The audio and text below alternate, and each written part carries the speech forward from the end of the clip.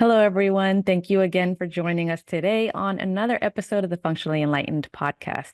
Today, we welcome Heather Gray, who's a fellow functional diagnostic nutrition practitioner and a bioenergetic practitioner.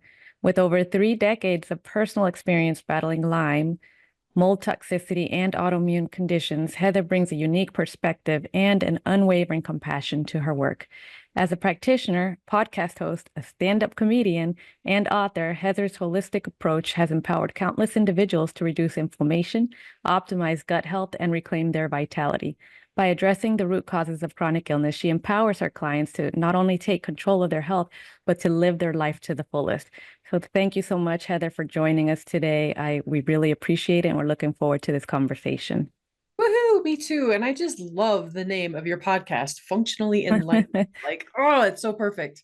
Thank you. Thank you. So can you start us off today by letting us know, you are an FDN, that's where we originally met. And for those of you who don't remember, Functional Diagnostic Nutrition, really looking at things in a holistic perspective, taking a look at data analytics as part of how we look at overall picture. So can you let us know what brought you into the functional health space and what about your journey a little bit more? Yeah, absolutely. I usually start at the beginning, and I tell everybody I was basically born full of shit, how many people can resonate with being constipated at a very early age, kids. And that was the start of my, let's throw Band-Aids at symptoms, let's throw nasty oils down her throat, stool softeners, laxative, but nobody was asking why this 4-year-old was constipated. I would sit on the potty for so long, my feet would fall asleep. Hindsight's 2020, and that was the same year my uncle committed suicide. That was also the year my grandmother died of breast cancer. I was being raised by alcoholic addicts, young. So they didn't have an emotional IQ to handle their own trauma, let alone to help this 4-year-old process the loss of her buddy. Me and my uncle were very close. So I think that kicked off my celiac gene. I was eating a standard American diet. Back then, nobody was talking about that type of stuff. So, it went decades undiagnosed. So basically, I had this perfect storm of autoimmune, leaky gut, early childhood trauma. So my nervous system was fried. I was constantly in fight or flight. So when I was bit by a tick when I was 13, I was the perfect host, right? Not everybody who gets bit by a tick gets Lyme disease. There's usually things that are happening years, decades beforehand that sets them up to be a good host. So I developed Lyme disease. I get bit by a tick. And then 2 years later was my first stint in the psych ward for a suicide attempt. Again, nobody's asking, why is this 15-year-old trying to take herself out, right? Attention seeking, put me on every kind of drugs, every kind of, antipsychotic, mood stabilizer, antidepressant, pat me on the head, send me out the door. Fast forward, 2 more suicide attempts, 2 more psych ward stays. 27 years go by, I finally get diagnosed with Lyme. I had 3 autoimmune diseases, mold toxicity. I was 100 pounds overweight, heavy metals, parasites, MCAS, the whole 9 yards. And it was when I saw, so I was a silly hairstylist. I didn't, very toxic environment, but I didn't have a medical background. And I was listening to a podcast. I was listening to Sean Croxton's Underground Wellness, and he had Reed Davis on, who's the founder of FDN. And he was talking about, you have to clean up your gut and you got to make sure your hormones are balanced and your detox pathways are open. And intuition told me, I was like, this is it. This is my path. And back then I'm an OG. I graduated in 2013. I think there was only 1 or 2 classes before me. And so back then the course was only $1,500. I think it's up to $8,000 now. Yeah. So I took it, and you have to do a couple of functional labs on yourself to go through the course. And that was great. I had blastocystis hominis, and my liver was congested, and my hormones were in the dirt. So all these other barriers to health, right? Because sadly, too many times in the Western medicine model, we're only focusing on the problem, the treatment. We're only focusing on the treatment. And that's just such a small area of health and wellness. Right. What got me there to begin with? It was all these other things. Nobody once asked me if I was pooping, which I still wasn't. Right? Nobody asked me what my sleep was like, or my stress level, or my diet. It was all these things that you got to take into account if you want to heal and stay healed. Yeah, and that kind of throws my memory back to when I was a child as well. And you're talking about how conventional medicine approaches it and some of the things they run. You might have a CBC or just general blood work. But I remember I had episodes, like syncope episodes in high school. And what was I given? I was given amoxicillin and told to come back, if I have another few episodes. And that was the extent of the treatment for my syncope episodes way, way before any other debilitating symptoms started up. But just interesting that you pointed that out. But also, I love your openness about your struggles because we know emotional, mental, all of it plays a role. It's all a huge stressor, and it's like which one is really triggering the other side? Is it physical to the emotional, emotional to the physical? It is a vicious cycle, it seems. Well, and it's funny because I'm actually, the more and more work that I do and the more and more I see, I mean, even with the ACE scores. So you got the adverse childhood experiences. And for those who don't know, it was one of the largest studies done by Kaiser, studying, kids who had trauma and then their direct correlation to autoimmune and other chronic illness, mental health stuff as they became adults. So I'm kind of a big proponent. I believe it's more mental, emotional that kind of kicks off the physical. And sadly, even as functional practitioners, I was so good at focusing on my diet, the supplements, coffee enemas, making sure I was in bed in time, taking my deep, going to the sauna. But I never once addressed the nervous system, the stuff that was stuck in my body, the emotions. And a lot of it I blacked out, so I wasn't even aware that stuff was going on until so I kept relapsing, right? I would clean myself up and I would be better for 6 months, 9 months, a year, and then I would relapse. And then I'd clean everything up again and I'd relapse. And after about the third time, and my husband threatening to divorce me, he's like, I love you, but I'm not going to stay married to an angry person anymore. He's like, I don't know what's going on with you, but you need to figure something out. And that's when I, asked the universe, I was like, am I missing? And the book, The Body Keeps Score, fell into my lap. And that was like my first intro into this connection between our thoughts, our nervous system, stored emotions, and how they play out as physical realities. And I shit you not, 2 weeks later, I was doing an ayahuasca journey. And, I don't know how to do anything half-assed. Like I figure something out and I jump right in because I was sick of the suffering, right? Like I was sick of this. I spending all this money, all this time being miserable. I wanted to get better, so since then I've done like 2 psilocybin journeys, 3 bufo journeys, like low dose ketamine. I've done somatic experiencing work, breath work, emotional freedom technique, meditation, neurofeedback. Like I've become a junkie when it comes to working with the nervous system and the emotions, because that's really where a lot of the juice lies, especially for us type A personality people who have a tendency to have these chronic illnesses because we've put ourselves on the back burner for so long. Exactly. Especially as women, right? Right. I actually, in one of my new stand-up comedy bit that I'm writing right now, it's like, I already come after my husband, the kids, the cat, the plants, the house, the cars, let's throw a business on top of it, and we wonder why our health falls apart. It's because those cliches, you got to put your own mask on first. You can't pour from an empty cup. There's validity behind that stuff. And that's kind of these days I scream that more than I'm talking about, functional lab work and a lot of the functional work. I've kind of shifted because I've just seen, sometimes it feels like you're putting the cart in front of the horse when you're kind of just dealing with the physical, whether it's Western med or if it's functional, if you're still not addressing some of that root cause. And a lot of times it's an emotional component. Yes, and definitely the hypervigilance that comes about with it. When you are experiencing chronic illness, you have all of these symptoms and you're just trying to figure it out. Again, like you said, whether it's conventional or functional space, you're really immersed in what is the diagnosis? What is the treatment protocol?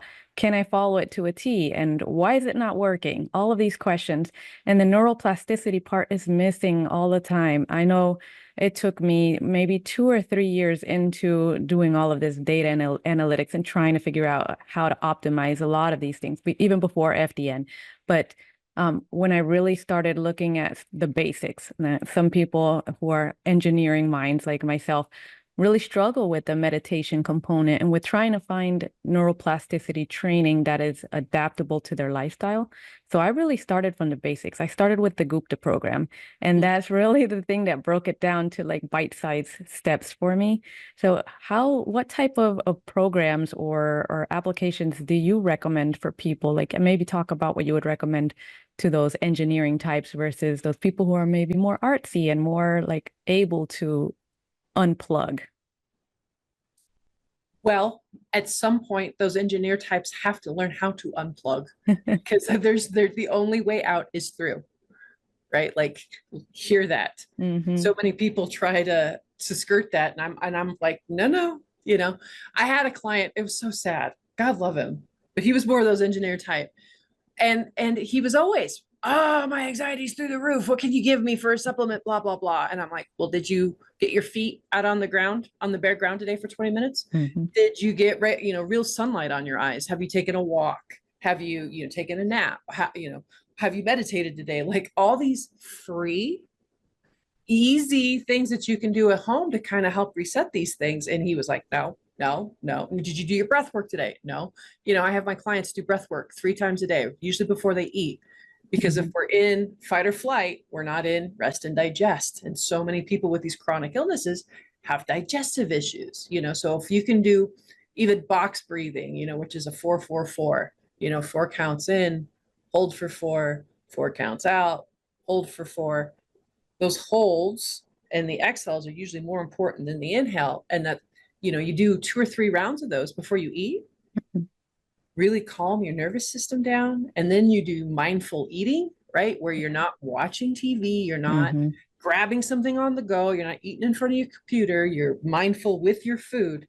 What a difference that could make sometimes in a person's digestive health, right? Right. So a lot of times it's getting back to the basics. It's breath work, it's meditation, it's grounding, it's shutting your Wi-Fi off at night, because a lot of times that's been known to keep a person hypervigilant, because it never allows your body to relax, stop being inundated with stuff. I love biohacking tools as well. So I've got 2 of them on right now. They're called a Nikki. So it's a frequency. Oh, this one's not on. See, I should be running something. Why I'm wearing both? Putting it on Detox. That's why.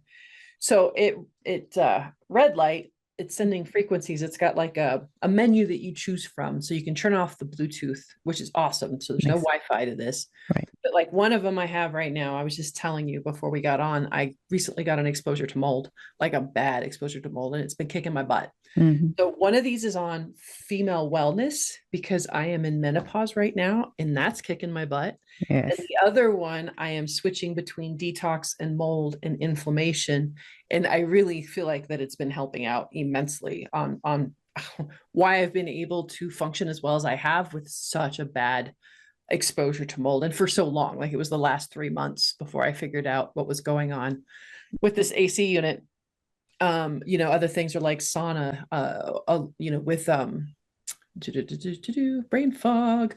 I like to do binders with some skin brushing before I get into a sauna, Right. So that really supercharges the sauna and the detox. Somatic experiencing work. So there's I was following Dr. Amy Apigian. She has the biology of trauma. Absolutely brilliant. Absolutely love her. And she has this 21-day program where it's just teaching you a different exercise. But by the end of that, if you do it consistent is the key, right? Doing these tools every day, a couple of times. So that way, when you need them, when you are in chaos, that you already have these tools built in, you already have this muscle memory. So many people don't. And then when they're in the middle of it, they don't remember what tools to use, My husband will laugh at me because I'll be in a grocery store and still kind of triggered by people. I love people, but I get triggered by them. And he'll watch me so she taught something called a VU with a push away. And the VU helps stimulate the vagus nerve. And the push away is an energetic kind of just giving myself and my nervous system space. And so I'll sit there in the grocery store and I'm like, VU. And I can hear him behind me with the cart laughing as he comes up and he goes, get triggered by someone? I'm like, yeah. He's like, trying not to rip her head off. I'm like, yeah. So there are, these little tools that I put into practice, every day. And like I said, I absolutely know that it was because of my regular self-care is why I haven't lost any work, why I haven't completely gone off the deep end with this last exposure. Yeah, and you already had the mentality, you know that you have to set aside time for you, even though you put yourself on the back burner. You've been there, you know what chronic illness is like, and so sometimes when we who've been, I don't know how severe you were, but I was bedbound for several months, and I start to get back into this mode now that I'm pretty well functioning. I start to get back in the mode, and I realize I'm not setting aside the time I need for myself. I know I listened to one of your podcasts not too long ago with Dr. Patrick Porter. I love him. I love Brain Tap. So great. Yes, and that is one thing I have made it a point. I want to say for more than a year now, every single night I do a session, and then I try to unplug midday to do it because if not, I have a mind that doesn't stop. And with that, I'm forced to put on the headset, the light, the photo, what is it, the biophoto modulation therapy. It's the only thing that works for me to shut everything down. And luckily, I think that that's one of the things that makes me keep my sanity at this time. I love them. I love those tools. I went to see a Dr. Oh gosh, Drobot in Scottsdale, Arizona, Mm. and he's got some amazing tools. But one of the things I loved the most was he would hook me up to an EKG and then have me do this breath exercise work. So it was kind of like heart math, but it was heart math for me. So with the EKG, it would show how my body was reacting to the different rates of breath. Mhm. Because even like with heart math and stuff, it's you're following along with the protocol, but everybody's got a different protocol. And mine was actually is quite faster than most people's. So it's kind of bizarre. You would think that it would need to be slower for someone like me, but I'm just naturally a fast-paced person. And if you get too slow, it actually kind of stresses me out. It pisses me off. It frustrates me because that's not how I'm not wired. Mm. So now I get this app and he puts in how many breath per minute. And so I follow along with this app and it's 15 minutes a day, and I was doing it twice a day, back when I was really, really sick, now not so much, but now I'm back in it again because I'm Mhm. reinfected myself with mold, Mhm. but it's still like, so when I'm driving sometimes too, I'll put that on and just breathe along with it because that keeps everybody on the highway safe.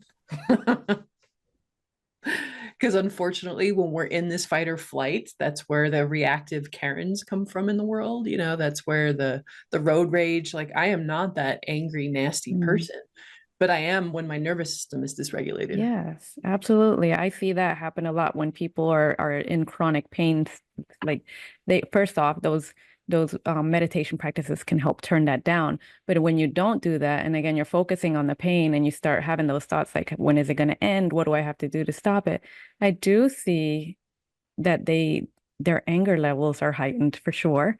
And even in myself, when I start having with a pain flare or a mass cell flare, because even though we're healing, there's always dips, there's ebbs and flows in our healing journey. So I know that when I start experiencing this, and I might take it out on my family, and it'll take me a few minutes to realize what's happening.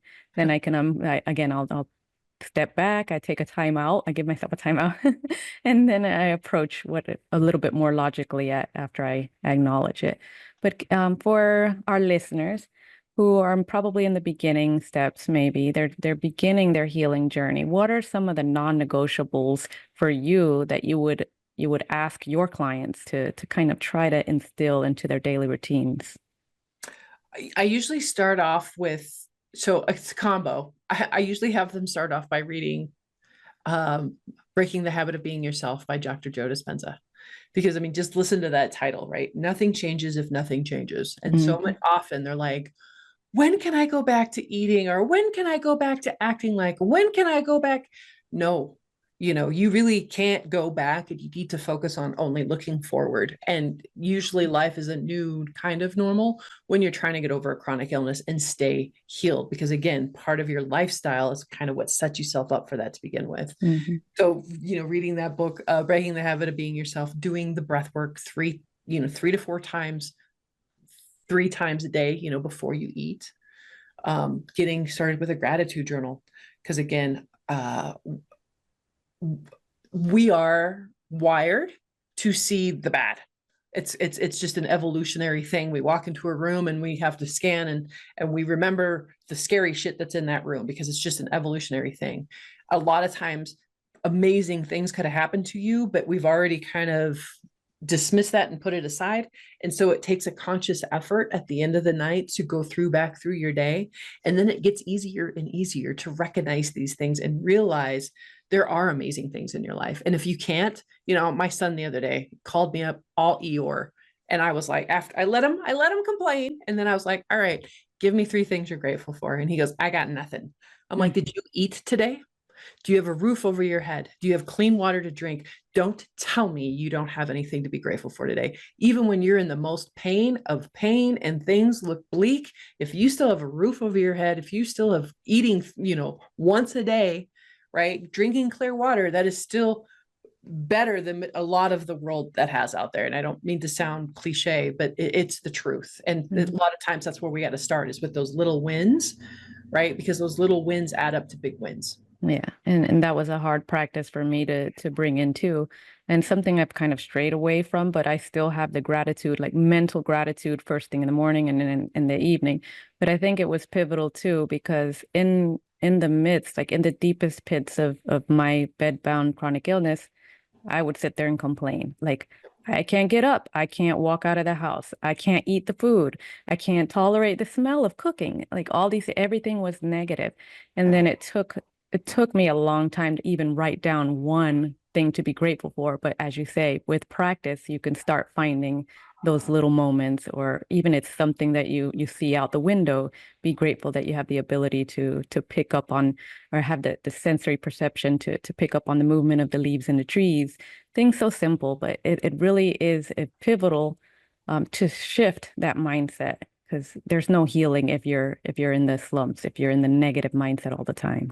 No, I mean, so here's for your engineer people you're talking about. There's chemical cocktails that get released every time that we have a lot of that drama and that complaining, and it releases, very addictive chemicals in the body. And so, like I said, it takes a conscious effort to override that and start using different kind of chemicals, different kind of neuro, pathways in your brain, because they just get written in there like a groove, like on a record player, and you keep playing the same tune over and over and over again.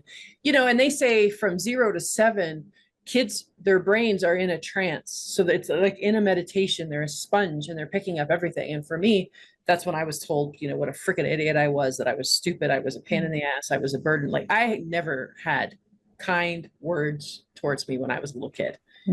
And it was sad and funny to see how that translated as an adult, how that became the voice, the record in my head. And it was my husband who pointed it out a couple of years ago. I was beating myself up in the kitchen about something. And he goes, stop talking to my wife that way. And I was like, holy shit, you're right. Like, I wouldn't talk to my worst enemy the way I was just talking to myself right there. Exactly. Right. Like, it starts with self-compassion, again, having compassion for the Karens of the world, because again, people who act that way aren't healthy, right? They're not reactive. They're not busybodies. They're not, mean and bitchy. They're that way for a reason. And to have compassion, because like I said, I know I've been there, and I love it when someone can show up with compassion instead of meeting me in my angry, nasty spots, because right. My brain is inflamed. I have a saying that, I've got 2. I love, my self-care feels like a part-time job, but it's better than being full-time sick, right? And then the other one is, I'm not crazy, my brain is inflamed. I want to stop calling people crazy, because once you slap that stigma on them, it's really hard to wash off. Yeah. And they get dismissed, like they get discounted every other area in their life. And they could be brilliant, like I was, and called crazy because I ended up in the psych ward for a suicide attempt. I wasn't crazy, my brain was inflamed. So right. Just having grace for yourself and those around you can go a long way as well. Right. And again, acknowledging what you said, you're not crazy. It's physiological manifestations happening. And, when we turn to conventional medicine, and maybe we're not either receiving the time that we need to talk about how we're feeling, like that's commonplace. We only get a couple of minutes with our practitioners there. And then sometimes we get gaslit. We get prescribed certain medications because they don't feel they don't see something in the markers, or maybe the scans came out clean. So they prescribe us something else for the mental aspect of it. And in my experience, I see obviously that that's not going to remedy the situation or restore balance to the body in any way, shape, or form, but it also hinders them from making progress because they resign themselves to that diagnosis. Yep. And yeah, it's really difficult to see. We've both been there, you and I, having certain diagnoses that were incorrect, I'm sure. So for those type of people, for people who've undergone the gaslighting through the medical world, what would you say to them so that they can pick back up and return to that journey of healing? To never give up. I get it all the time, and it took me 27 years. And I finally had to dust myself up, had another bad spill, and went and saw someone else. And within 5 minutes, she knew what was wrong with me. She got a twinkle in her eye, and she had this funky accent. I can't remember where she was from, but she was adorable. And she goes, "I know exactly what's wrong with you." And I'm thinking, bullshit, lady. Like, I literally talked to you for 5 minutes. And she goes, "No. Have you ever been bit by a tick?" I was like, "Yeah, back when I was 13." And, that was kind of the start of that. I've had the same experience when I talk to people who have never had, who've been to 20 people, and I go, "Oh," I get that little glitter in my eye and go, "I think you've got mold and issues with Lyme," So you never know great. So you've been to 20 people. You've learned 20 things that doesn't work. Awesome. Next, move on. You can't give up. I mean, what's the option? Laying in bed and rotting to death? Like, no, like, this is your life. This is your one freaking life right here, right now. What are you going to do with it? Yeah, that's powerful. You got to get up and keep trying. You can't dwindle on what was given to you in the last appointment unless it propelled you into something better. Exactly. So, when you saw this doctor and she hinted at Lyme, how did she, or what did you guys do to determine that really was the cause of some of these symptoms or the catalyst? And then how did you continue She that? worked in an office with a natural practitioner who's still in Denver, and I really don't care for him because he did what typical doctors do to folks. I've heard that he's changed his ways a little now, but back then, so she sent me off to him, and he did a Western blot on me, which is BS. I think it came out where it actually did show that I was positive for Lyme. I can't remember, because I ended up at that same time getting live blood analysis done, and that showed my Lyme disease right off the bat. And so I walked into an office and walked out with answers. And then he started me off with, anti-malarial antibiotics, a shit ton of antibiotics, herbs, like, again, not asking me when was the last time I pooped or my stress level or any of those things. The Herx response that I got was horrific. I thought I was going to die. And then that's shortly after when I heard Reed Davis speak. And so I only did about 6 months of traditional before I heard Reed Davis speak, and then pivoted into functional medicine, and, didn't hang out there for very long, because I, for the longest time, was very suicidal, but it wasn't because I actually wanted to die. It was because I actually just needed all that stuff to stop. Yeah. And then when I actually came face to face with it would feel like to die, which is what I was experiencing with this Herx response, it scared the living crap out of me. And I was like, no, I actually don't want to die. I actually do want to be here. I just didn't want to be here like that. Right. So yeah, that's when I switched to the more functional route. And then from there, went into a bioenergetic and mental emotional component. And it wasn't until I put those three pieces together that I've healed. And I don't have a relapse. I don't have a Lyme flare. I don't have an autoimmune flare. The only time I get sick, even when I got COVID, I just got COVID. When I get the flu, I just got the flu. Right now, I'm sick because I had a moldy, AC unit blown on me for the past 3 months. Mm-hmm. I don't have flares anymore. And that's the other part that bothers me with a lot of folks, is they just think that that's also a normal part, right, of life. And it's like, it doesn't have to be if you're addressing all the things. But of course it will be if the only thing you've addressed is the physical. Yes. Yeah, that makes sense. And what you mentioned there, it's a long process, and you went through the antibiotics and everything.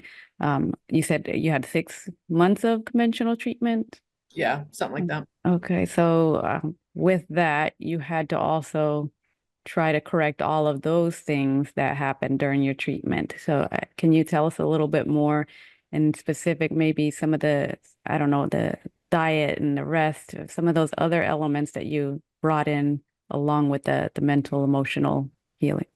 Right. Yeah. So, the FDN model, diet, dress for success, diet, rest, exercise, stress reduction, supplementation. Notice how supplementation's at the end, right? There's so many folks, even functional folks, who will just focus on supplements. You'll leave their office with $300 worth of supplements, still haven't talked about diet, still haven't talked about how you're sleeping, still haven't talked about if you're pooping.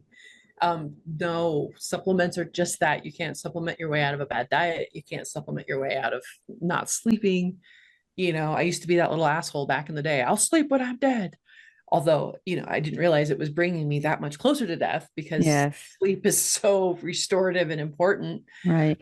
But no, so I had to, I went from a typical American lifestyle to having to completely do a 180, right? Because if this is what I was doing and this is where I'm at, I had to obviously do a 180 if I wanted to heal, so it was no longer staying up late at night. It was getting to bed by 10 and making sure that my room was dark and, sleep was optimized. I was, cutting out grains and inflammatory food and corn and dairy, allowing my body to heal. I reversed Hashimoto's by getting rid of corn and dairy and grains. Like, it's crazy how many people still think, oh, I have an autoimmune disease, it's just going to be for the rest of my life. No, there's things you can do to reverse it. Right.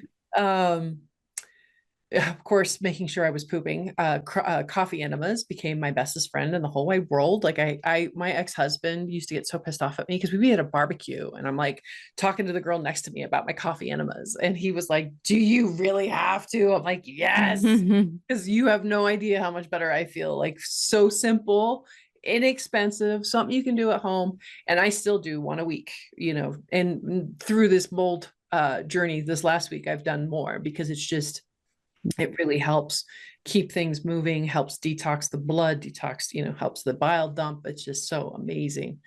For those of you out there who have had a history of constipation, coffee enemas, or even moldy people, coffee enemas are really phenomenal. Testing for other parasites, bacteria, and yeast. Turns out I had blastocystis hominis, which causes a lot of bloating after you eat. I used to make fun of that. I used to look like Violet off of Willy Wonka and the Chocolate Factory. I was always expecting an Oompa Loompa to jump out and kind of roll me away because I was just so bloated after every meal. And they're very common. It's a very common parasite with people who have pets, and I've had animals my whole life. So then I also found out I had heavy metal issues. And so we had to detox the heavy metals. I had to, help support my liver, my, bioidentical hormones. So yeah, it was a whole different lifestyle change, but within a couple of months, it was amazing how the lights came back on in the brain, how I was getting energy back, how my sex drive was coming back. I was like 34 years old and flatline, no sex drive. And I remember being pissed because I was like, I heard the 30s were supposed to be the best for sex, and I didn't want anything to do with it. I understand that, especially like you said, if you've been exposed to so many toxins, your liver is going to be sluggish. You're not going to be able to clear any toxins, never mind the excess estrogen or the old estrogen that we need to get out of our bodies. So I'm sure you found some interesting things when you looked at your hormone panels and things like that.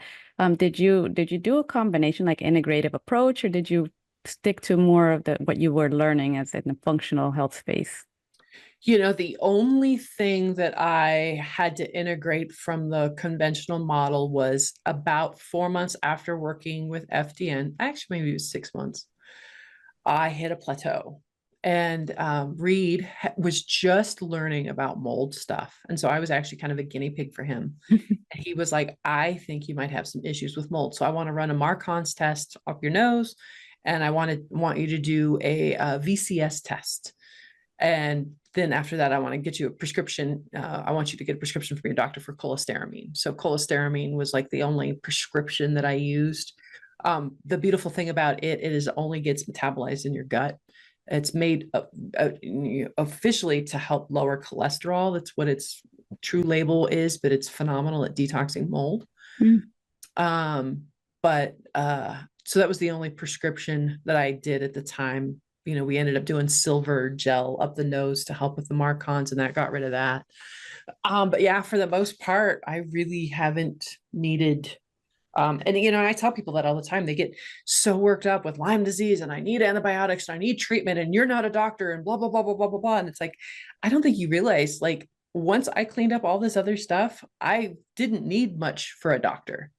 I still see one right now. She's integrative because she puts silver up my veins. Mm. She'll give me, glutathione, drips and Myers cocktails. And she's also an osteopath. So she'll do some crazy manipulations. Nice. But for the most part, like I don't need traditional medical help now that I've got this other stuff in place. Yeah, you found the balance, and that's what I think is most important for your clients, for my clients, all of us, is to give the knowledge and the resources so that people feel more empowered and they can make their informed consent. If they go in and the doctor's suggesting surgery, they need to ask why. They need to see what are the alternatives, and they just can't go in there blindly. I know too many people who've done that, including myself in the past, and it led to nothing good. I'll say that. And then what you were saying about the coffee enemas and all of these detox practices, right? It goes for, without saying that all chronically ill people have a toxic burden in them. And so this, along with the infrared sauna, things like red light therapy, what are the other ones? Again, we talked about the mindfulness pieces. So trying to get those, not necessarily have to be wearable devices, but some type of practice that can help you see when you're in a heightened stress response mode or fight or flight or whatever. So if there anything else that you can relay to our audience to see something quick that they could do, or maybe even some resources that you could provide them with that they know there's other things that they can try. Yeah, there's a lot of free resources on my website. And then there's even the Foundations of Health course that I built. It's really inexpensive and easy to follow along, and it really helps set up that foundations of health. What kind of diet should you be eating? How can you dial in your sleep? I even have a 7 video cooking series on there because Nice. so many people were like, what do you mean I have to eat real food? I don't even know what my kitchen is for. So I use 3, separate,